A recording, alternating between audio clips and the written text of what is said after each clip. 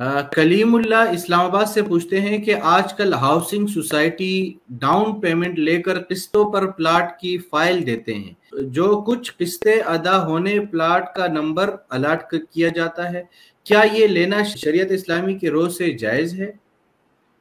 अगर तो कोई बाउंड्री वाल है और उसमें प्लाटों की तादाद भी मालूम हो चुकी है कि इसमें 100 प्लाट हैं और उसमें नंबर भी दे दिया इन्होंने कि 80 गज का प्लाट हो या 100 गज का प्लाट हो या 2000 का या 5000 का या 500 गज का प्लाट हो, अगर वो नक्शे में अगर ये प्लाट आ जाए, पेपर में अगर ये कि फला मुकाम पे आपका प्लाट है, या जो मेजरमेंट के जरिया कि तो 500 प्लाट होंगे, इन्होंने अंदाज़ा लगा लिया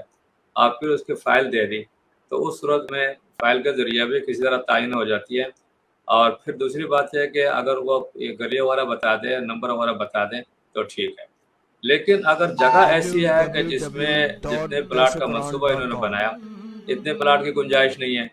और वो कहते हैं जी हमारे स्कीम है, किसी और स्कीम में से हम आपको दे देंगे, आप सिर्फ फ़ाइल ख़रीद लें, तो वो नामालूम है, वो मजहूल है। तो लिहाजा जिस प्लाट के अंदर, जिस जगह के अंदर अगर इतनी गुंजाइश है नक्शे के मुताबिक, और अगरचे वो आपको उन्होंने सिर्फ फ़ाइल दे दी और नक्शे में आवेज़ा कर दिया कि फ़लाँ मुकाम पे 348 रूम का मकान आपका है, गली नंबर ये है।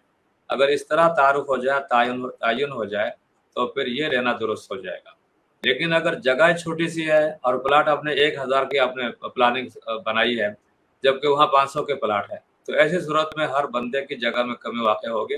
और ये नामालूम प्लाट कहलाएगा, इसकी शिनाख्त नहीं होगी, तो इस तरह के प्लाट लेना जायज़ नहीं होगा। और जहाँ प्लाट के उसके यानी नक्शे भी आ गए और उसके मुताबिक भी प्लाटिंग की गई है,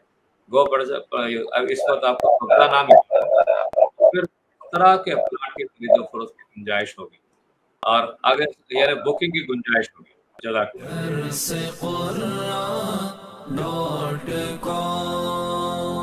www.darsequran.com